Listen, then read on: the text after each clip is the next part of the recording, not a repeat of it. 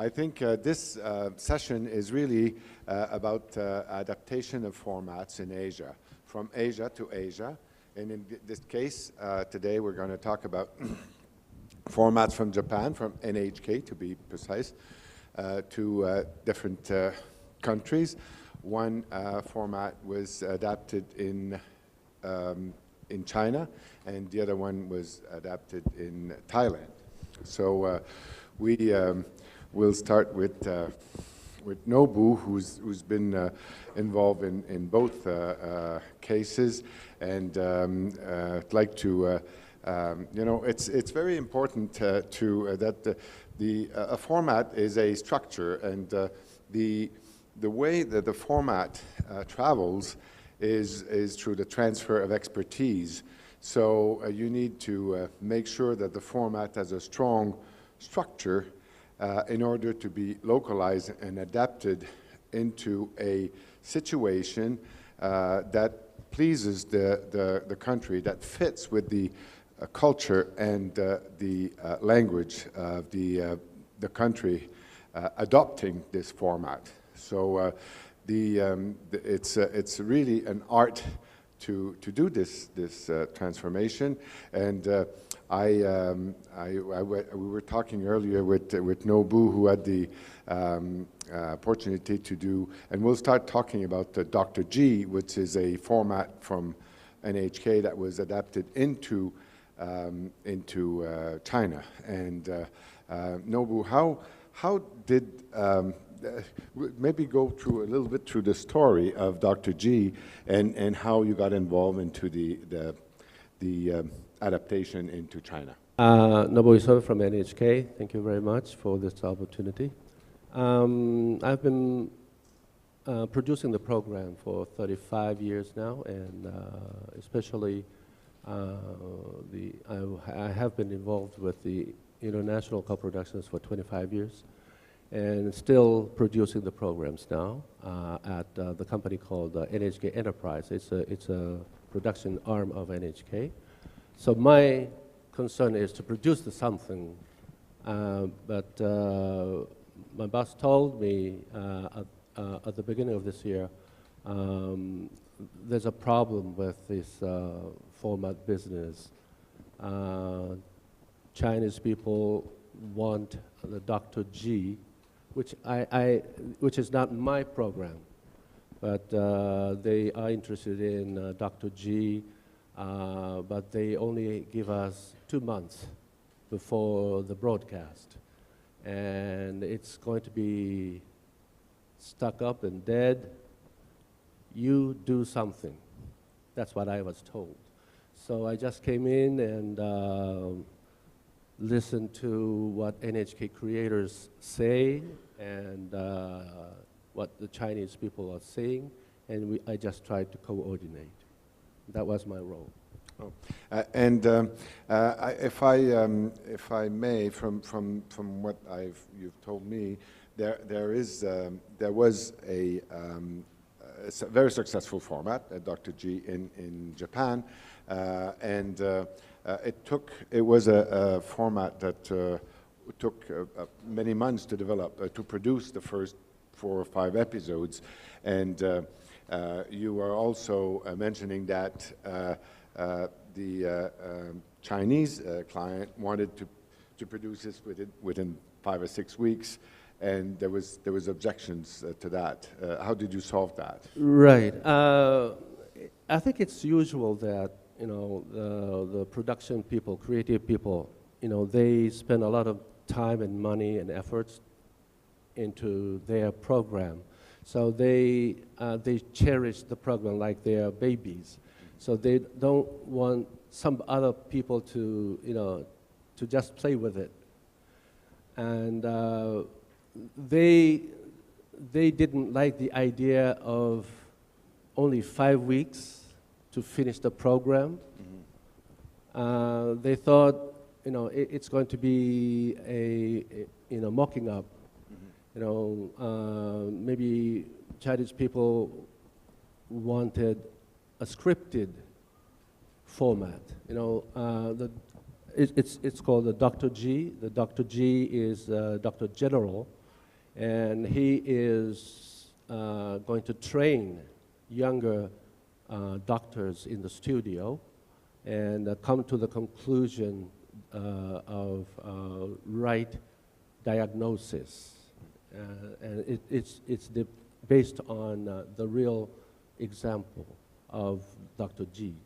So they spent, I mean, NHK people spent several months to make one episode. And it's Because they developed it. They developed it, but they thought it's impossible to produce, to start the project and finish it in 5 weeks. Mm-hmm. So they thought Dr. G is scripted. I mean, so they would ask Dr. G, say something like this. And the young doctors would say this, it's all scripted, it's makeup. Mm. And they didn't like that idea. And on the other hand, I can understand Chinese people, they need the program to finish in 2 months. Mm-hmm. So we have to listen to what Chinese people have to say. So there came Bowman Bridge, Sonia's company, and they came in as an interpreter. The bridge. Bowman Bridge, Yeah. with China. And so I got the information that they have been working on this for half a year. Half a year ago, they started the feasibility of this program in China. And they have been preparing for this. And so after I heard that from Bowman Bridge, I thought we should make we should have a matchmaking. Mm-hmm. So I asked NHK people to go to China to meet those Chinese people. Mm. And I can understand your point of view because I'm a producer. I think it's impossible to come up with the good result in such a short period. But, China has a good cuisine, so why don't we go to China and see them? If it's a bad thing, we can just kick it off. So it feels like a communication issue. Communication. And Sonia Fleck, from CEO of Bowman Bridge, your team was already there in China and was ready to act and to communicate with these groups. How did that happen? I mean, first, this is the first format that NHK has ever sold into China. So it was really a landmark deal, and we're all very happy about this. Secondly, because of the absolutely normal conditions in China is such that you don't normally have a lot of turnaround time from the point of identifying the format, sponsorship commitments, and turning the production team around to getting it on air. It is always going to be a quite short window. So for everyone here selling formats, don't panic. This is actually the norm, and there's many reasons why it is, and you should ask your broadcasters in China. They can explain this to you. Nevertheless, that was the situation. We basically had 5 weeks to do this, which is very little time. But the thing in China, just to address this 6-month pre-preparation window, is that, in China, the broadcasters are often, working very closely with their sponsors. So 6 months ago, there was a major sponsor, an insurance organization, that said that they are looking for a really credible, educational and entertaining format around medical. So that was already on the radar. And the researchers in China can be very, very good, actually excellent. And so there had already been a lot of groundwork on what was, who were the top doctors, who were the top professors in medical universities, and they're very quick. So the research that had been done well before Dr. G became, Dr. What became the format, China was completely in control of the research content, and the research and development there were excellent. So when we came to NHK and said this deal would like to happen in the next 5 weeks, For them, because it is definitely dealing with heavy information and research, they thought this is impossible. But because China was already completely prepared, and just to be clear, this was with Zhejiang Broadcasting, Zhejiang was really in control of this, and their research and development arm, Legend Media, was also really already very well prepped. So just moving forward, there was definitely a bit of a bump where it almost did not happen. And I think it was really about us communicating and finding out what exactly were the worries coming from the Japanese creators, the producers. And actually, it was something that is fair enough. They did not know what the medical education system was in China in terms of how many years is the residents studying. It's actually very similar to the US. It's 8-9 years before you can even begin to do any medical care. Because in the structure of the format, that is the case. So there was a very quick turnaround of getting that research together on the medical studies in China so that the Japanese creators could read that, and then they realized, yes, actually, the systems are quite similar. And then that is when I think the next steps started to move through to be able to get NHK, NEP, the original creators on the plane to come over to sit down on the next step. So it was, yeah, it was.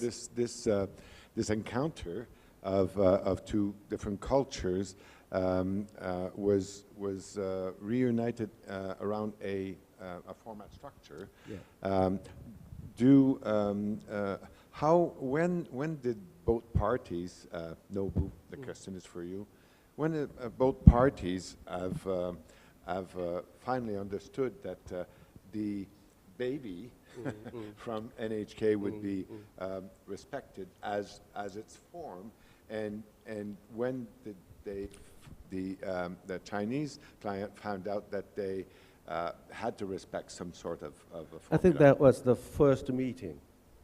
You know, we only had 5 weeks to go, but when the Japanese creators found out that these Chinese people are so trustful, and they are into it, now we have the faith in each other.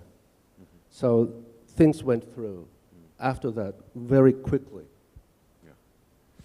Okay, I think it's at this point it'd be interesting to show the difference between the original program produced by NHK and the Chinese version. We'll show the two clips back to back. First, the NHK clip. Please roll the tape. 患者の声に耳を傾け体に問いかける総合診療医の武器は問診と診察だ症状は仕事は生い立ちは病気を探るヒントはどこに潜んでいるのか意外な手がかりを一つ一つつなぎ合わせ病気を探り当てる私たちは彼をドクター G と呼ぶ木先生ですどうぞにこやかにドクター G が実際に解決した症例を再現ドラマで出題研修医たちは患者の病名を推理する医師たちの台本なしの真剣勝負に浅草キッドとゲストも参加するのだどうなさいましたか立つとフラッとして胸がドキドキしてしまって電話を受けなきゃいけないって思うだけで口までカラカラになってしまってちゃんと食べなきゃって思うんですが少し吐き気がしたんですなんだかあれ以来ため息をついたり、はい、それではカンファレンススタートフリップオープンどうぞ私は皮膚筋炎甘いものを食べられたりとか、水をちょこちょこ飲まれてたってことからこの方の痛みの特徴ではじゃあ榎本先生から全身場所を問わずに急性っていう結果から考えると下がっていくかなそれを聞きたかったんやっていう症状ばっかり言うとは限らない研修医たちは果たして答えにたどり着いたのかそれでは皆さんどうぞ褐色細胞腫正解です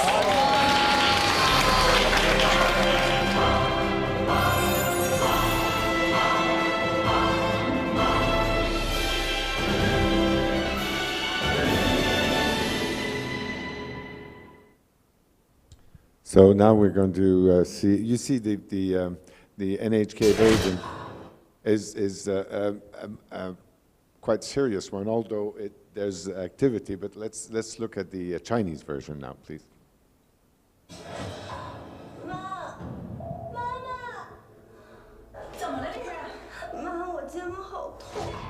什么呢你？怎么了？若琳，最近怎么吃的这么少？我也不知道为什么，就是没胃口。真正可怕的事发生在晚上，那天晚上肩膀特别痛，始终睡不着。第一位年轻医生杨宇认为。 若琳患的是子宫内膜异位症，但超级医生指出，子宫内膜异位症最显著的特点是周期性的疼痛。若琳的疼痛并不是周期性的，由此可见，杨宇的诊断不成立。健康007每期节目邀请一位国内外权威医学专家，作为超级医生坐镇现场。3位年轻医生通过观看2段由真实病例改编的短片，来挑战疑难病例，寻找医学线索。每看完1段短片，年轻医生做出诊断，并与超级医生进行医学交锋。2轮会诊后，找出真正。As you can see, the format. I keep saying that the format that travels, the more the format travels, the better it gets. You know, you see those to introduce the patients, the presentations, and we didn't see the last part. But no, but how do you feel about the adaptation of the Chinese adaptation of the NHK format? That was very well done, much better than the original one.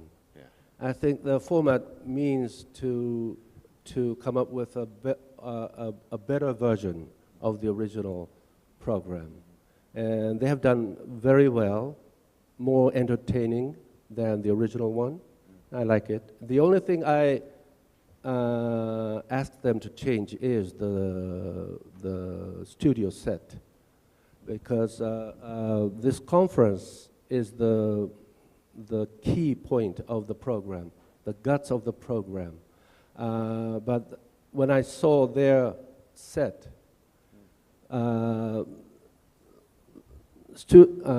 young doctors are lying like here, and Dr. Ji was sitting there. And that doesn't give the conflict, the confronting of those parties. So I asked them to cut out the chair.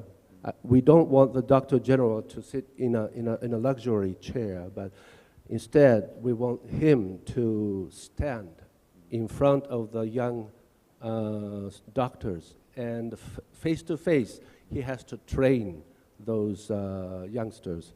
Well, this goes to prove that the structure of a format is a solid piece, and it can't be changed. You can adapt, you can put in stuff, but you know this is an element that is structural. You know, the position on the set is a structural thing. Yeah, you have to be flexible as much as possible, but the only thing you can't, you know, get rid of is the guts of the program. If it's something to do with the key point, we have to say something. Otherwise, we have to be very flexible.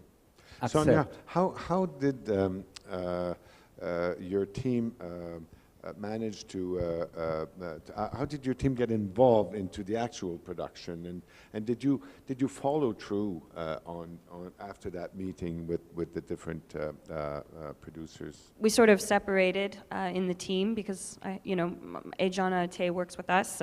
She was, we were dealing with China. We needed to really understand what China needed regarding the broadcaster, the slot, and the sponsor.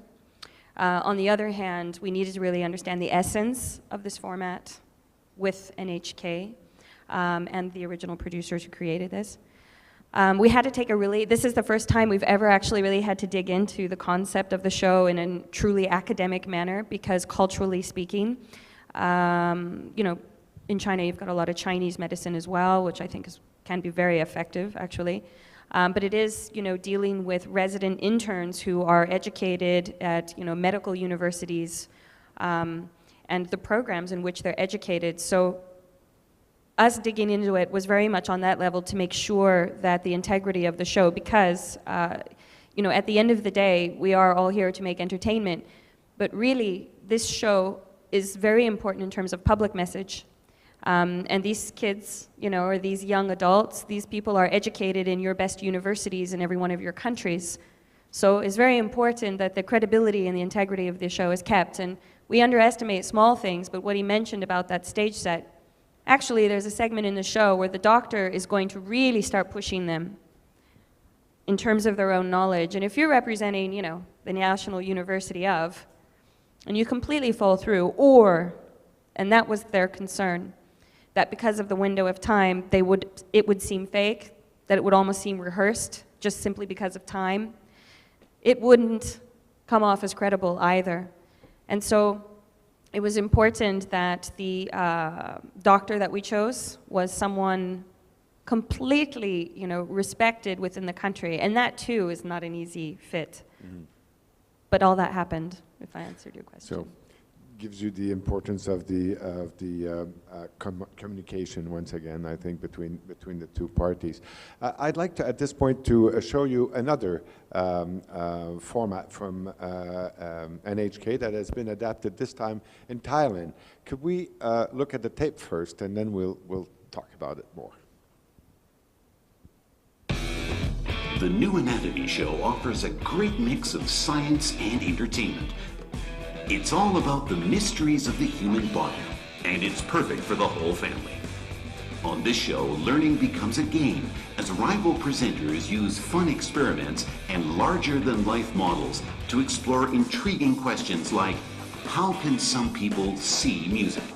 音を聞く場所と、それから色を見る場所の間に強いネットワークがあるというのが共感覚が起こる仕組みだと。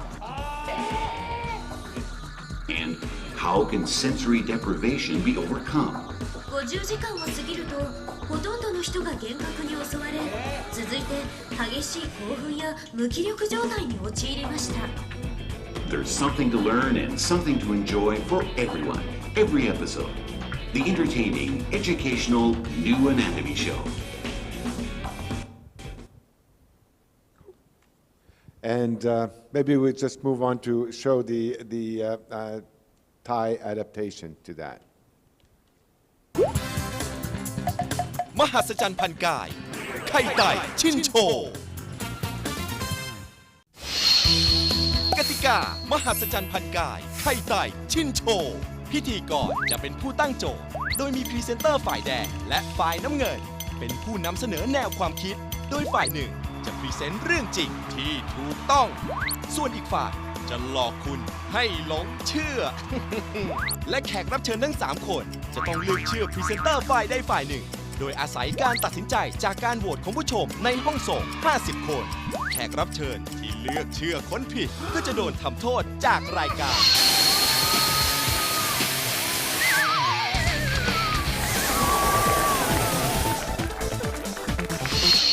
คนที่สายตาสั้นรีตาแล้วจึงมองเห็นชัดขึ้นไอ้เส้นใยที่ประสาทตาเนี่ยมันก็จะลดน้อยลงถ้าสายตาเนี่ยอาจจะมองเห็นภาพแบบเบลอๆภาพมัวไปได้และสีที่ถูกต้องก็คือสีแดงหรือน้ำเงินครับสีน้ำเงินครับ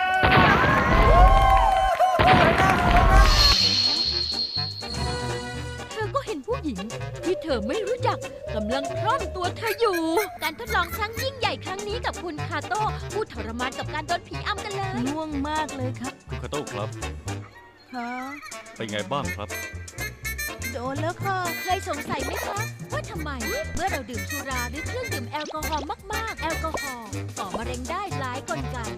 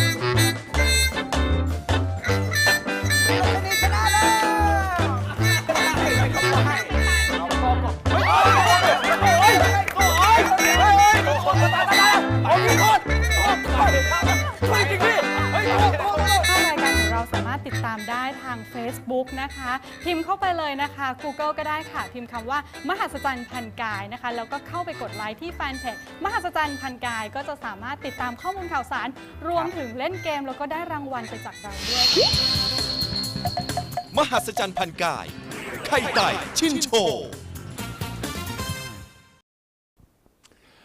As you can see, there's visually quite a bit of difference between the two versions, but I trust that the structure was well reflected, and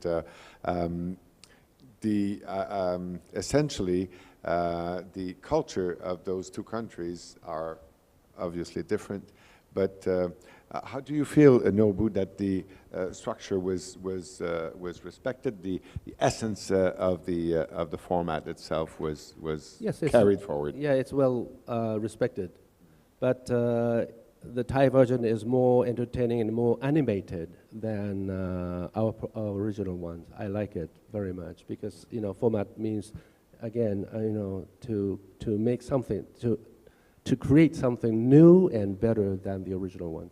Nongluk, you're responsible for this adaptation. How was the turnaround time for that, and what did you have on hand to start your process of adaptation? For the first time that we have a first look to this program, we found this program is very interesting, impressive, because talk about anatomy, and we like now. I'm very extreme exciting. Have you ever wondered why when people get on stage, get nervous? So it's very close to human body, and after that. We have discussed with NHK Enterprise, Mr. Isubet-san, who is here. And then we have to make decision. I would like to change some part or adapt to Thai audience. And then we try to convince Mr. Kurewa, who is creator, and Mr. Isubet-san done it. Yeah.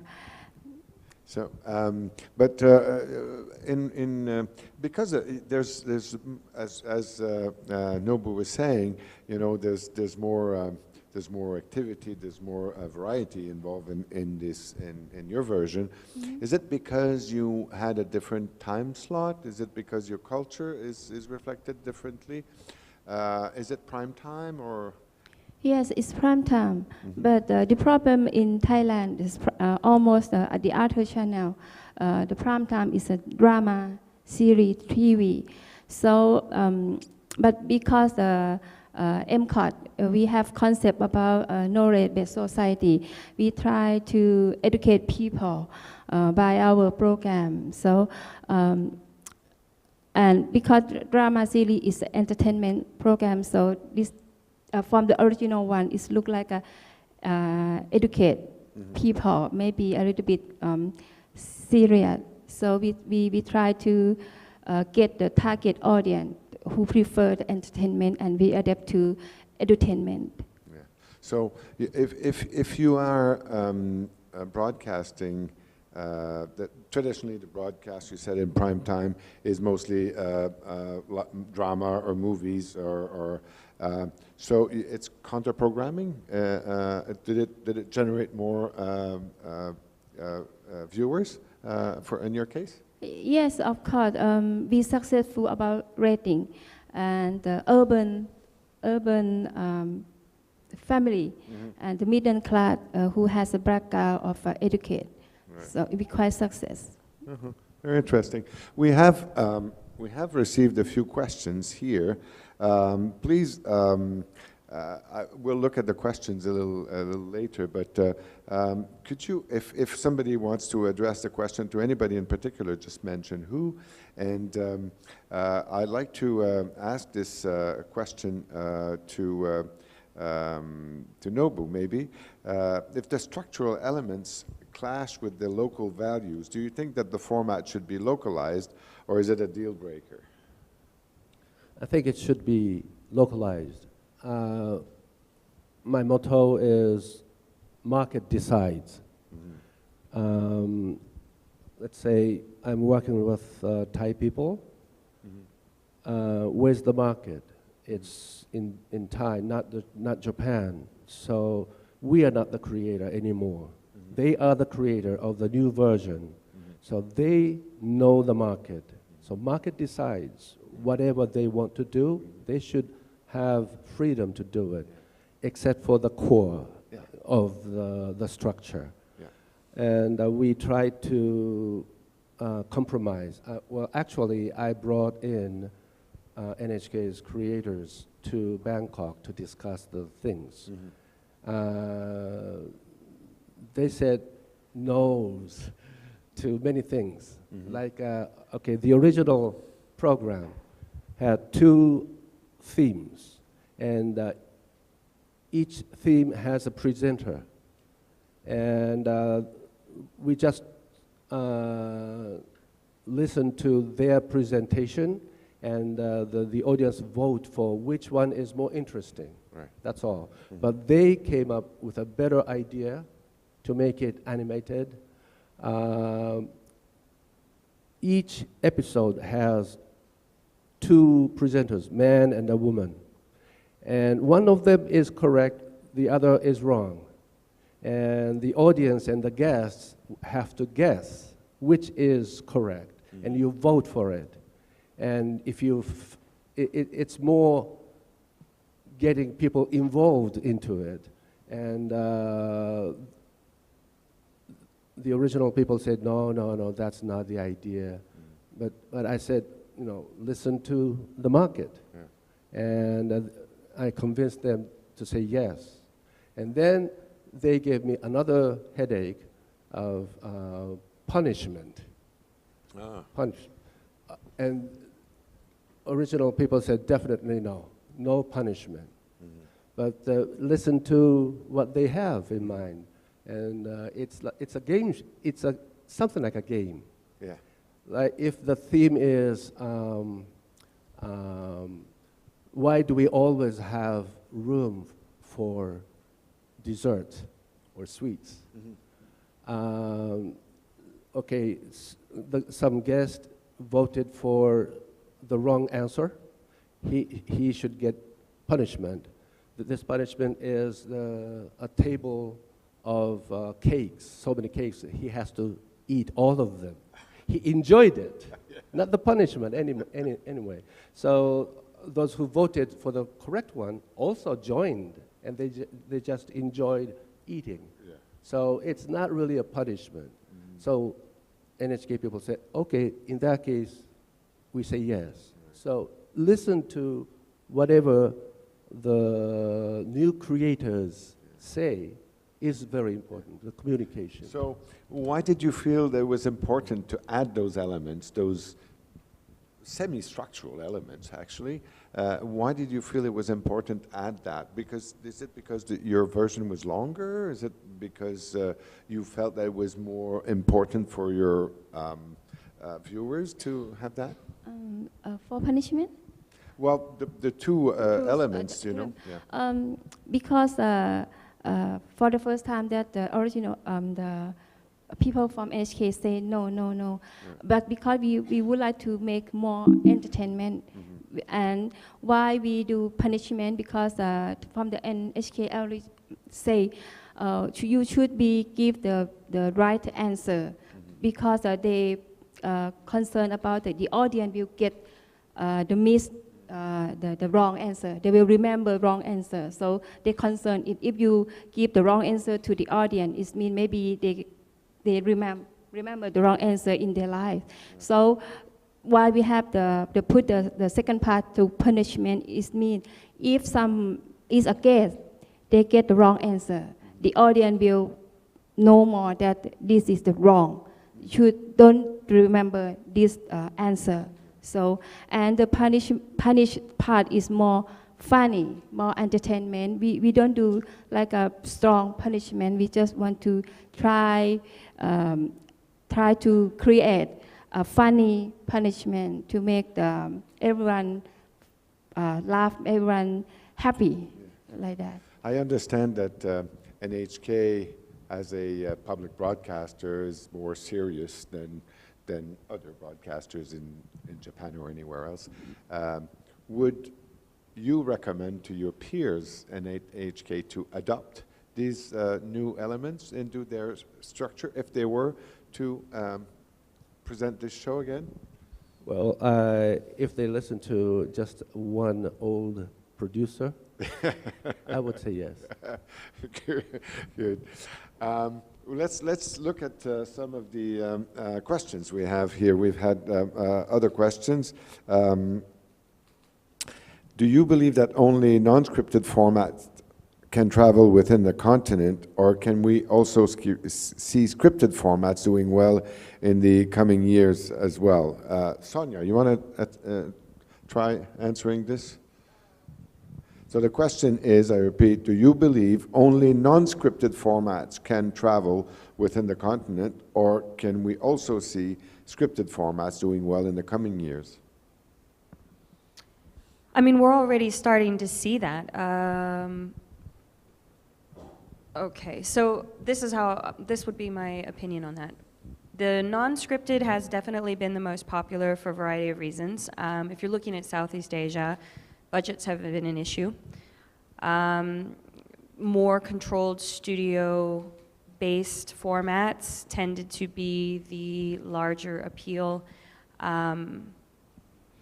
But we are moving into scripted formats. However, I do not think that we are going to see a raging demand for scripted formats necessarily. We're starting to see a push, actually. I think Asia is starting to go through a bit of a creative renaissance. So, for example, the Filipinos are starting to push more and more their dramas, which are moving around some of Southeast Asia.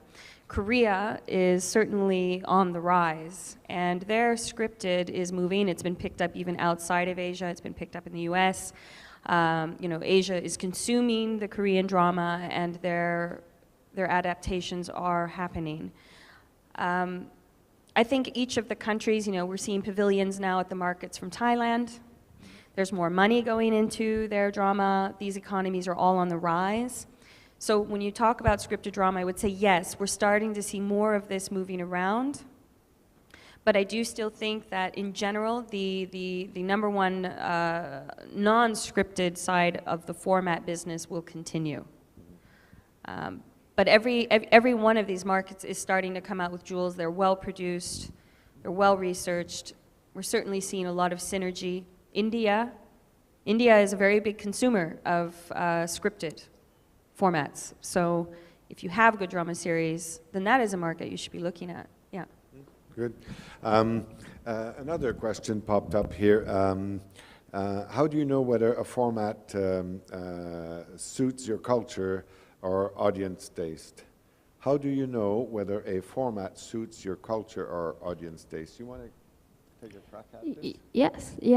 For example, like anatomy show, because right now we always talk about the global warming and climate change. So in Thailand, the people now more concerned about healthy. So the Kai Tai Chin show support by medical research. So this is very important for us now, especially Thai people now. They more knowledge. They more knowledge than before. So they concerned about more healthy. Like I eat vegetable than beef, than meat, like that. So we found this program is very fit to knowledge people. So that's why we don't. It's a fit to our culture too. Mm-hmm. But in the question here is, how do you spot formats? Let's say, how do you, when you look at a foreign format, how do you know it would fit your culture? Not only in the medical sense, not only in but in a general sense. Because we can adapt it. Yeah. As long as you can. Yeah. You can adapt. Yeah, because we can adapt to our culture. Yes. I just want to add a little bit on this cultural adaptation, because we are distributing Dr. What, but even the anatomy with NHK, these two medical formats in particular, I actually think these are very relevant for Asia. One, because the universities, the education systems are, growing in leaps and bounds. Insurance companies they are doing more revenue now in this part of the world than almost all of the others, let's say the BRIC territories. And on a very important point, most countries, including the US, your primary care, that means you're getting the cold that's lasted, 3 months, and you still haven't seen the doctor. That's exactly what Dr. What is about. It's about identifying symptoms early. It's about noticing little things that really aren't normal. And I actually think that that's very relevant for, the Southeast Asian market, where the economy is growing and booming, and there's more and more clinics and insurance organizations and specialist care. And I think that this really is relevant for this part of the world. So just adding on there. Nobu, as a broadcaster, representative of a broadcaster,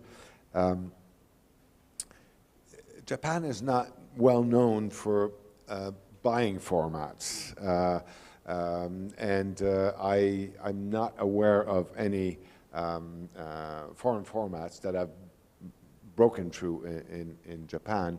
But if you were to select a format to air on your network, what would it be? What would you be looking for? What do you think is missing in your universe in your schedule that would suit your market? Tough question. It is a tough question. I don't know. In what genre, should I say, would you be looking into? Quiz shows. Quiz shows.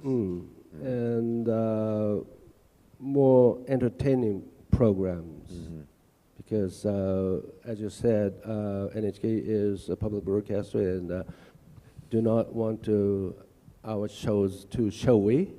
So in order to break that customs, I think we need something from abroad that is quite different from our culture.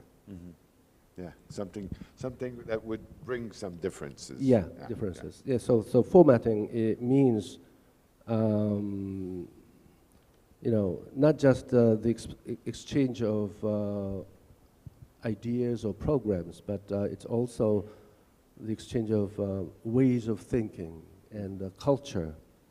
So we would be looking for something that we are lacking. I mean, we are short of. Yeah. Maybe we'll do. Time is running out, but we have time for another questions. This is a question that seems to be addressed to a broadcaster. So I think Nungluk would be the chosen person to. What could the licensor continue to add? What could the licensor continue to add value to the local broadcaster as the adapted version becomes more and more established? Let me try to understand this question now. The licensor continue to add value to, how do you complement? And I think we've answered almost this question by your adaptation of the thing, but where do you start adding to the format that you buy? Where did you?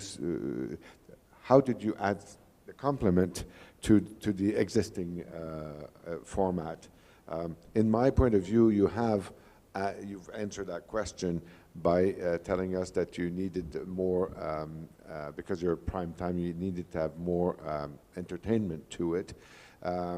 But is that the only factor that you would look into, or is there any other? No, actually, if we would like to buy some format from the other country, we must know the character of that country.